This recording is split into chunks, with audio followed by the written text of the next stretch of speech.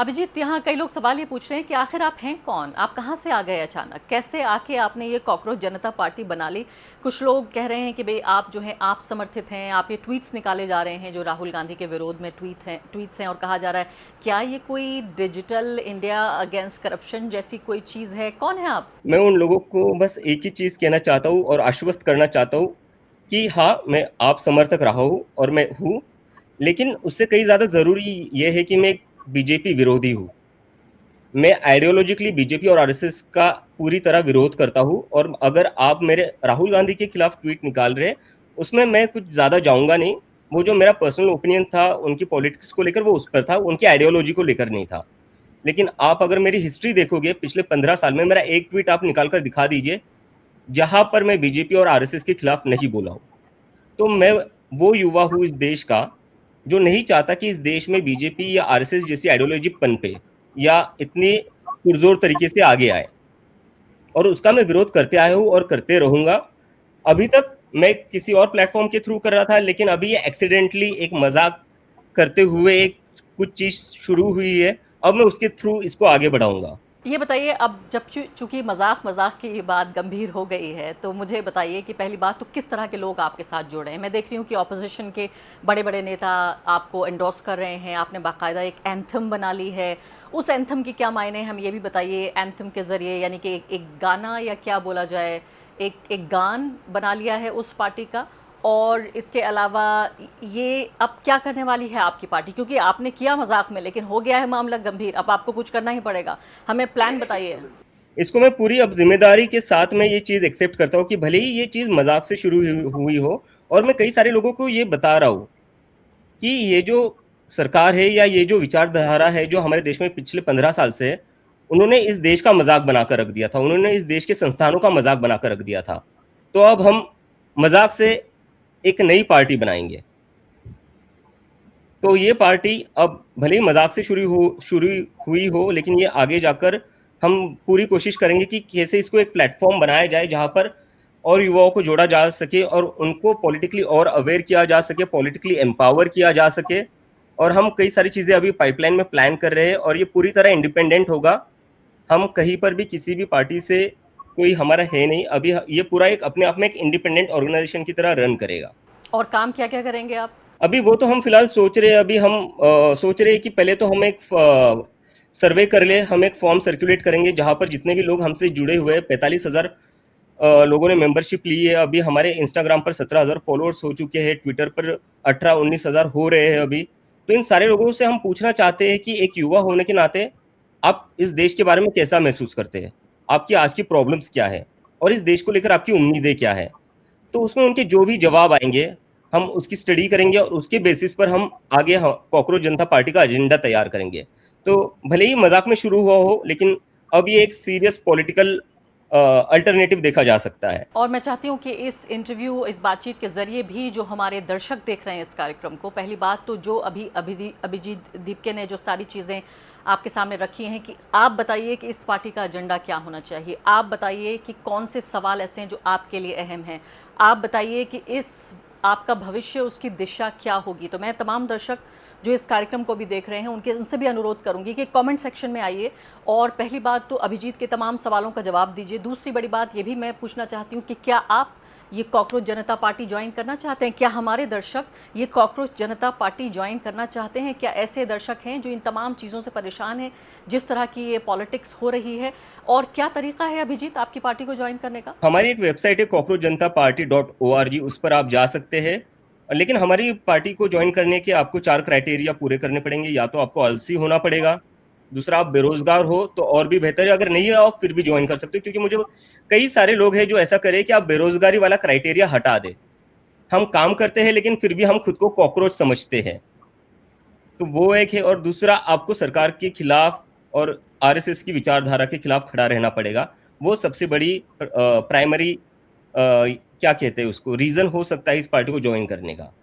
तो comment section में मैं आपको लिंक भी दूंगी, आप नीचे जाइए कमेंट सेक्शन में और देखिए जो कॉकरोच जनता पार्टी है वो उसके लिए आप कहाँ जा सकते हैं। और ये डिजिटल पार्टी ही अभी तक अभिजीत बता रहे हैं, उसका एजेंडा तय हो रहा है। ये एजेंडा आपसे पूछकर तय होगा। और मेरे पास और भी कई सवाल हैं, लेकिन सौरभ के पास लौटना चाहती हूँ। सौरभ, मुझे ये बताइए कि ये तो बात रही पॉलिटिकल पार्टी की, क्या हर चीज़ का जवाब पॉलिटिक्स है? क्योंकि सवाल तो ये भी पूछे जाएँगे कि भारत में पार्टियों की तो कमी नहीं है, तो एक नई पार्टी क्यों होनी चाहिए? क्या ये विपक्ष के स्पेस में से ये जगह ली जाएगी? ये अभिजीत के लिए इसको रिज़र्व करती हूँ सवाल को, लेकिन क्या जुडिशियल अकाउंटेबिलिटी के लिए एक पॉलिटिकल इनिशिएटिव, एक पॉलिटिकल पहल की ज़रूरत है? कैसे तय होगा? आम आदमी कैसे तय करेगा कि जज जो हैं वो आम आदमी के प्रति और भारत के संविधान के प्रति जवाबदेह हों? क्योंकि अब सवाल तो यहाँ ये भी उठ रहा है कि बड़ी आसानी से कह दिया जाता है, वो होली काउ जो हमारे जज बैठे हुए हैं, कि उनके खिलाफ आप एक लफ्ज़ नहीं कह सकते और फॉरेन कंटेम्प्ट ऑफ कोर्ट हो जाता है। लेकिन कंटेम्प्ट ऑफ पीपल, क्या लोगों की कोई इज़्ज़त नहीं है, उनकी कोई डिग्निटी नहीं है, उनकी कोई गरिमा नहीं है?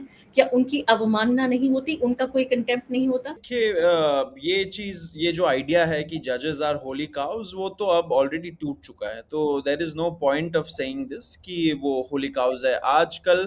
आई डोंट थिंक ये जो हमारे पार्लियामेंट में भी लोग जो बैठे हैं एंड जो कोर्ट रूम्स में उनको जाने की मजबूरी है, उन पे भी none of them I think कि जजेस आर होली काउज, क्योंकि सिस्टम इतना रप्चर हो चुका है अंदर से। There is a big rot in the judiciary.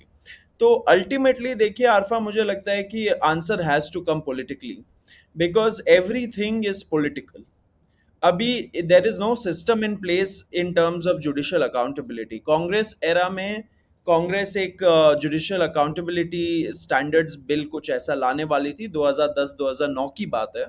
लेकिन जो कांग्रेस की एलाइज थी, एलाइज को जुडिशरी से कोई कन्फ्रंटेशन नहीं चाहिए था, तो उन्होंने कांग्रेस पे बहुत दबाव बनाया एंड वो बिल एक तरह से लैप्स हो गया, एंड फिर बीजेपी सरकार ने कभी उसको लाया नहीं। Only thing good that BJP सरकार डिड वाज उसका very first, I think it was one of the first legislations, जो एनजेएसी बिल था, जो जुडिशियल अपॉइंटमेंट सिस्टम को ओवरहॉल करने के लिए बिल था। That was one of the better reforms that has happened in the past 2 decades। लेकिन वो भी हमारे सुप्रीम कोर्ट ने अनकॉन्स्टिट्यूशनल कह दिया, because there was interference from the government in the appointment and transfer process. अब तो और आप देखेंगे कि हम, ऐसा नहीं है कि हमारे जुडिशरी के पास कोई जुडिशियल एथिक्स स्टैंडर्ड्स रिटन नहीं है। 1997 का रीस्टेटमेंट ऑफ जुडिशियल वैल्यूज करके एक पूरा बैंगलोर प्रिंसिपल्स है, which is available on the Supreme Court website. Every judge is supposed to follow that. And उसमें यही लिखा है कि कॉन्फ्लिक्ट ऑफ इंटरेस्ट नहीं होना चाहिए जजेस का जब वो केस सुनते हैं। A sense of aloofness should be maintained by a judge in his life when they are on the seat, क्योंकि आप किसी के साथ मेल मिलाप, लीडर पॉलिटिशियंस के साथ मेल मिलाप, ये सब नहीं कर सकते। So there is a long list of ethical standards जो ये 1997 प्रिंसिपल्स हैव कोडिफाइड। लेकिन प्रॉब्लम ये है आरफा कि there is nobody to enforce it. अब ये it is absolutely reliant on self enforcement, and self enforcement तो हो ही नहीं रहा है, सेल्फ रेगुलेशन हो ही नहीं रहा है। तो आप देखेंगे एक वो जो शेखर यादव थे, अब वो retire, I think already retire कर चुके हैं कुछ टाइम पहले। शेखर यादव इलाहाबाद हाईकोर्ट के सिटिंग जज थे जब उन्होंने मुस्लिम्स को नेम कॉल किया था एंड मुस्लिम कम्युनिटी के खिलाफ बहुत ही अपशब्द कहा था उन्होंने एक पब्लिक लेक्चर में। तो द पॉइंट इज कि there was nobody to enforce. थोड़ा बहुत हंगामा हुआ था, थोड़ा बहुत चीफ जस्टिस ऑफ इंडिया उस टाइम पे संजीव खन्ना थे, उन्होंने कुछ कुछ किया था, लेकिन अल्टीमेटली वो जो इम्पीचमेंट मोशन था जो पार्लियामेंट में फाइल किया गया था, वो पास ही नहीं हुआ, उस पर डिस्कशन ही नहीं हुआ। तो एक तरह से सरकार ने भी उनको प्रोटेक्ट कर लिया, बिकॉज उनकी आइडियोलॉजी इस सरकार के आइडियोलॉजी से मैच कर रही थी। So I think what we need is a political answer to this crisis, and it will only happen जब हमारी जो सरकार है, हमारे जो एमपीज है, वो इसके बारे में थोड़ा सीरियसली सोचे। एंड मुझे नहीं लगता कि इस सरकार के अंडर ये सब होने वाला है।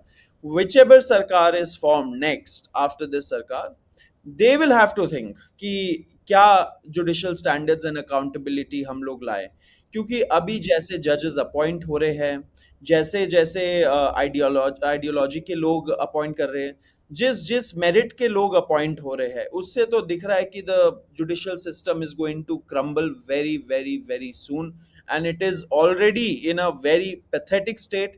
क्योंकि आप देखेंगे ये जो झगड़े हो रहे हैं, ये जो स्टेटमेंट्स आ रहे हैं, these are all symptoms of such a system where cockroaches अभी फाइनली पैदा हो गए उस सिस्टम में, because the system is so rotten at this point. So answer has to come politically, there is no other way. लेकिन सौरभ देखिए ना, आप बात कर रहे हैं अगली सरकार बदलेगी तो कुछ उम्मीद होगी। पिछली सरकारें भी, ऐसा नहीं है कि हमेशा से यहाँ बीजेपी की सरकार रही है।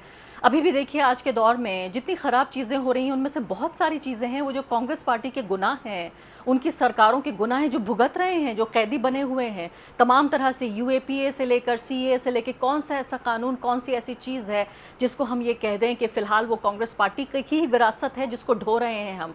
सिर्फ अलग ये बात है कि ये और ज़्यादा बीजेपी और शैतानी तरीके से उन चीज़ों को करती है और ज़्यादा उनका मिसयूज़ करती है। मैं आपसे ये भी पूछूंगी और उसके बाद अभिजीत की तरफ जाऊंगी कि आप ये कह रहे थे कि इम्पीच होना चाहिए। आपने ट्वीट किया, उसको कई हज़ार लोगों ने रीट्वीट किया कि इन जज साहब को, सीजीआई को इस तरह के बयान के लिए इम्पीच होना चाहिए। ये क्या मतलब है आपका? आप किसको कह रहे हैं? कौन इम्पीच करेगा? क्या कोई पॉलिटिकल पार्टियां विपक्ष में इसको गंभीरता से ले रही हैं? देखिए, इम्पीचमेंट तो होने का कोई चांसेस है नहीं, क्योंकि जो मेल मिलाप बैठ रहा है बिटवीन सर्टेन पर्सन्स, वो बहुत अच्छे से मेल मिलाप बैठा हुआ है. तो the government will never support such a impeachment motion. लेकिन माय पॉइंट वाज कि certain things in life Arfa are non negotiable. जब मैंने वो पोल्यूशन प्रोटेस्ट में भाग लिया, तब भी मेरा यही पॉइंट था कि breathing clean air can be, it can't be on the table. It is nothing to be negotiated with. It is non-negotiable. We deserve clean air as human beings. तो ये जो स्टेटमेंट्स भी है, मैं उसी वहां से ही आ रहा हूँ कि ये जो स्टेटमेंट भी है, these are not statements that can be normalized or trivialized, or we talk about it couple of days and then we forget about it. क्योंकि ये जो है, ये एक सिस्टम का जो अभी का मेंटालिटी है वो भी रिफ्लेक्ट करता है, लेकिन it also further percolates down the judicial system. क्योंकि एक जो डिस्ट्रिक्ट कोर्ट में जो जज बैठा होगा, वो उसका मेंटालिटी ये सब पढ़ के कैसे चेंज होगा, वी कांट से, क्या पता. And you know, district courts में इतने ज्यादा बेल पिटिशंस आते हैं, सबसे first line of defence are the district courts. अब वहां पे जब बेल पिटिशंस जाएंगे ऐसे लोगों के, यूथ के, अनएम्प्लॉयड के, एक्टिविस्ट के, जर्नलिस्ट के, वो कैसे सोचेंगे? तो we have to think about that. Nobody is thinking about that. तो मैंने बोला कि this kind of statement coming from CJI is non negotiable and he should completely be removed from his post via impeachment. वो होने नहीं वाला है. But if the leader of opposition Rahul Gandhi ji अगर एक impeachment motion भी move कर देते, it would have sent a strong signal to other judges that आप अपने लॉ के दायरे में, अपने एटिकेट के दायरे में एंड जुडिशियल स्टैंडर्ड्स के दायरे पे रह के आप काम करिए. ये ऑफ द कफ रिमार्क्स बनाने का इस सिस्टम में कोई जगह है नहीं. लेकिन ये तो हो नहीं रहा है, मुझे लग रहा है. हो नहीं रहा है और मुझे लगता है ऑपोजिशन भी अक्सर गंभीरता से इस बात को नहीं ले रहा है, खासकर ऐसे दौर में जबकि मुझे लगता है जुडिशरी की अकाउंटेबिलिटी और उसकी जो क्रेडिबिलिटी है एसआईआर के पूरे प्रोसेस के बाद, जिसमें सीधे तौर पर जज साहब ने ये कह दिया कि इस बार नहीं तो अगली बार वोट दे लेना, अगर ये जज हमारे सबसे बुनियादी संवैधानिक अधिकार की रक्षा नहीं कर पा रहे हैं तो क्यों हैं यहाँ अदालतें? अरफा, एक चीज मैं बोलूंगा लास्ट में कि you can't keep playing the charade. मतलब कि आप ये नहीं, एक साइड में रोज आके ये नहीं बोल सकते कि सिस्टम बिक गया, जजेस बिक गए, जजेस ये आइडियोलॉजी के हो गए, एंड दूसरे दिन आप जाके उसी कोर्ट रूम में जाके my Lord my Lord my Lord, and कितना नीचे आप वो करते हैं वो तो सब देखते ही है लॉयर्स. एक सांस में कितने बार माय लॉर्ड्स बोलेंगे, उसके हिसाब से आपको ऑर्डर मिलता है आज के दिन में. तो आप ऐसे सिस्टम के साथ after a certain point we really have to think कि how do we disengage with such a system, because that is where it will come to. We can't keep playing their game. अभी that's why Arfa, ये जो अभी हुआ था अरविंद केजरीवाल वाले matter में, उन्होंने बॉयकॉट किया था जस्टिस स्वर्णकांता शर्मा के कोर्ट को. I was actually really impressed because जब देखिए, ताली तो दो हाथ से बजेगी. आप अगर उनका गेम ही खेलना छोड़ देंगे, अगर आप खेलेंगे नहीं, they will be rattled, and that is what you saw. The system got rattled कि कल को अगर दूसरे लोग आ जाए, दूसरे पॉलिटिशियंस आ जाए, दूसरे पॉलिटिकल केसेस में लोग आ जाए एंड बोले कि हमें तो जस्टिस स्वर्णकांता के शर्मा के कोर्ट में आना ही नहीं है, then what will happen? Then how are you gonna defend it? And there are very valid grounds, जो कॉन्फ्लिक्ट ऑफ इंटरेस्ट वगैरह है, it is all documented, well argued. So after a certain point, Arfa, there will come a time where we'll have to decide ki how much do we engage with such a game, which is absolutely tilted in their favor.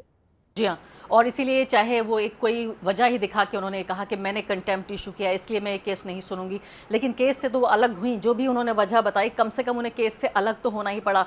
Abhijit, बिल्कुल आखिरी सवाल आपसे, मुझे ये बताइए कि ये जो सवाल है कि क्या पॉलिटिकल जो ऑपोजिशन का स्पेस है, क्या उसे आप घेरना चाहते हैं? क्या विपक्ष की जो जगह है उसको भरना चाहते हैं कि हम एक नए अल्टरनेटिव हैं?